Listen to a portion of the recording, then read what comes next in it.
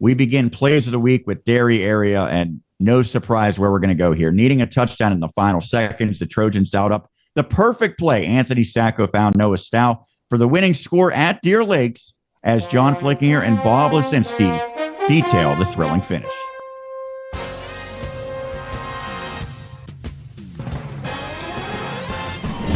And he's going to go under center is Sacco.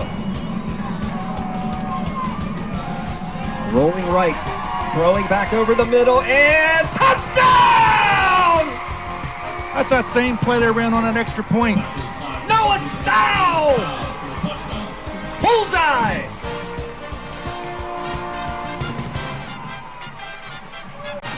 Wow.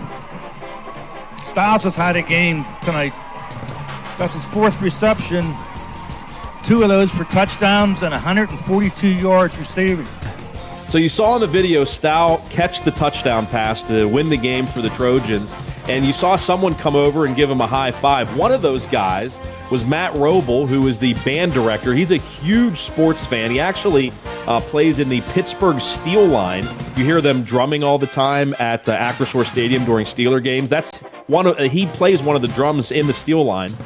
So he's a huge sports fan. Actually, Sean, a big Penn State fan as well. So you guys can, text during the games maybe in the future. I'll exchange phone numbers, and you can complain about, only beating FIU by 34 or 35 or whatever it was. Anyway, just an exciting play. I think back to that win over North Catholic in the playoffs a few years back. I know it's not nearly to that level, but just the excitement finally back at Derry, and that's something, again, they can kind of use to spring themselves forward. And if I had caught the game-winning touchdown with less than 8 seconds left, I would high-five every single person in the stadium that wanted to high-five me, to be honest. You'd keep your pants on, though, I think, right? Yes, I would. Yes, I would. We continue plays of the week with Norwin and the Knights. They were dominant for the second week in a row, and it was the Tristan Tavares and Potter Brzeski combination that made magic for the second week in a row as well. Their connection late in the first half made it all Norwin with Dave Franzak and Brian Brzeski on commentary. Fool them once, and, shame on them, but you're not going to fool them twice, and they're up to the challenge at that point. Dropping back. Lots of time for Tavares. Looking for something. He has Brzeski across the middle, and he's going to hit Brzeski on the run. It's a block across the 20 to the 15, 10, 5, touchdown, Potter Brzeski. I mean, honestly, just what a great football play in the realm of schemes.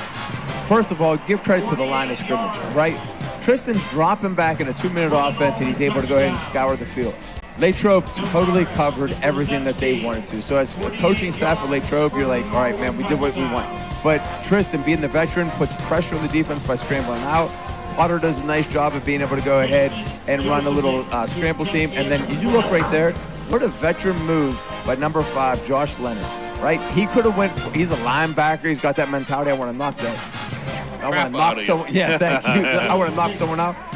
Man, Potter Brzeski continues to have a massive season, and you saw the great protection there for Tristan Tavares. I mean, he could have had 5 pieces of pizza, 5 pops back there while he was just scanning. And Brzeski, and if you see after Potter made the catch, it was Josh Leonard making sure he didn't get a block in the back penalty there, kind of put his hands up, although sometimes when you do that, it makes you look guilty or something. But made sure he didn't give the block in the back and let Potter do his thing. And man, he's a fun kid to watch play, and he has a lot more to go, still just a junior. And Brian Brzeski pointed out how impressive that was for Leonard to not get the block in the back and negate that touchdown. So, and by the way, Brian Brzeski was late to the game on Friday, so yours truly was producing and doing color for the first 5 minutes of the game. It was Mike Burrell's fault, though, our friend over at Norwin. I guess he said he's going to fire him. Brian said he's going to fire Mike as his Uber driver. So he took a wrong turn or two, he said. Well, that's why the broadcast got so much better a little bit later on. All right. I'm probably joking. right. I'm joking. I wasn't a Division I receiver at a major college, so I do my best. Close, though. Close. We continue plays of the week with Hempfield area, and D. Ron Hunter got the party started early for the Spartans. He took the opening kickoff the distance for Hempfield in a lopsided win against Kiski area with myself and John Bainbridge on the call.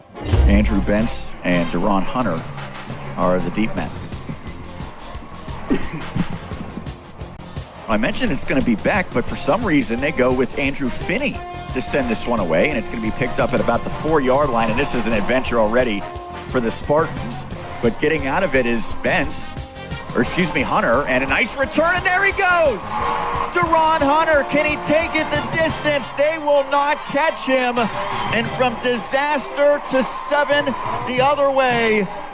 What a return by Hunter as he takes it 96 yards to get this one started. The coverage team from Kiski just converged on the ball. He was inside his own 5-yard line, fumbling the ball around.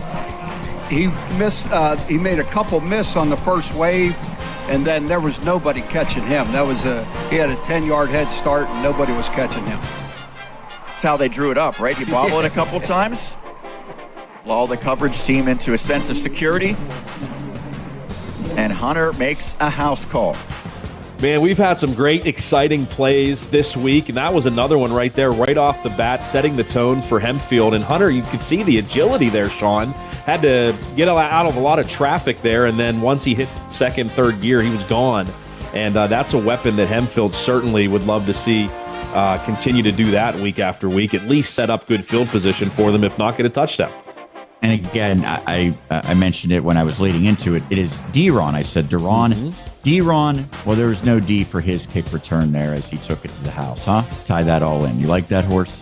It was decent. Mid. Yeah, not really. Mid. All right. We continue play. There's nothing mid about this next play of the week because Kiski area represented. Despite the disappointing showing, there was one highlight for the Cavaliers. Avon Shirley, he is a special player. He got loose and holding a bomb from Landon Artman to give Kiski area its lone touchdown, again with myself and John detailing the play. They are tough to decipher. Lorenzo's helped out a few times tonight in that regard, our great videographer. Artman takes a shot, and that pass is complete. And that will be a touchdown. 77 yards for Avon Shirley. What a throw, what a catch. And for Kiski area, a bright spot on a night that has not had many of them. Again, the young quarterback, Artman, he has a rifle for an arm. That ball, you couldn't have placed it any better. Yeah, that's what Avon Shirley's capable of doing. Just a tremendous athlete, gets behind the defense right there and hauls in that bomb to allow Kiski to feel a little bit better about themselves. And hey, how about a tip of the hat to our man Lorenzo? A little bit of love for him at the beginning of that highlight, huh? Yes, he helps me quite a bit when I'm at Hempfield sometimes and when the numbers are a little bit of a struggle. So, yeah, he helped me out actually on a touchdown. I did not realize. I thought it was Aiden Steinbeiser.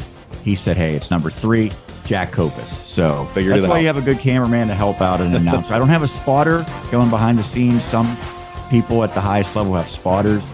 So my spotter sometimes has to be the cameraman who's got that. Yeah, we'll see if you can get it. We'll get you a spotter this week, Sean. We'll see what we can do. Thank you. We continue plays of the week with Jeanette, and we're used to seeing Jace Powell making big plays each and every week for the Jayhawks, but he might have topped himself with a spectacular catch and run against Ligonier Valley, with Brent Wiggum and Anthony D'Annunzio painting the picture. Hawks take over 1st and 10 at their own 18-yard line. Brown rolling near side. Has a man on the out route a little bit high, but look at Jace Powell go up in one-handed. And Jace Powell once more. He's across the 40. He's into Ligonier Valley territory. And Jace Powell is somehow, some way going to turn a one-handed catch into an 85-yard touchdown. Put that one on SportsCenter. Wow, one-handed, just went straight up in the air, snagged it, Brent.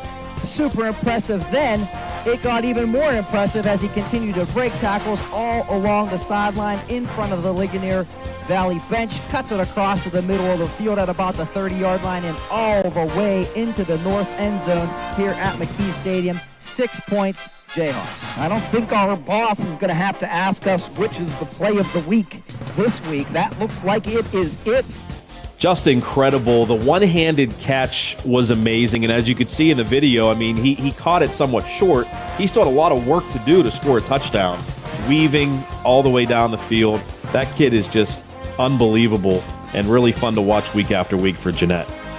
And Roger Vital afterwards could do nothing but tip his hat. I mean, it's hard to, look at it and say, we'll just give credit to the other team and not worry about what we can do better. But on a play like that, sometimes you just say that other guy is the best guy on the field. And so we don't have the equivalent of Jace Powell on our team.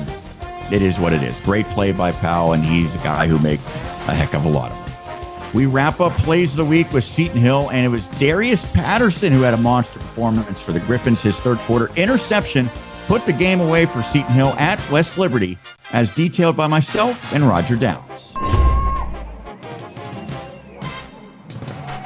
Meisman looking to his right. And that pass is intercepted. Patterson has another one. And he's got room in front of him. Patterson down the far side. Can he get a pick six? Yes, he can. What a game for Darius Patterson, and the Griffins defense tacks on another score. It's a 20-point lead. Not only was it an interception, Sean, it was a very difficult interception. I'm sure we'll see the replay. He contorted his body to secure the catch and then immediately pumped the gas. 74 yards, it looks like, on the return.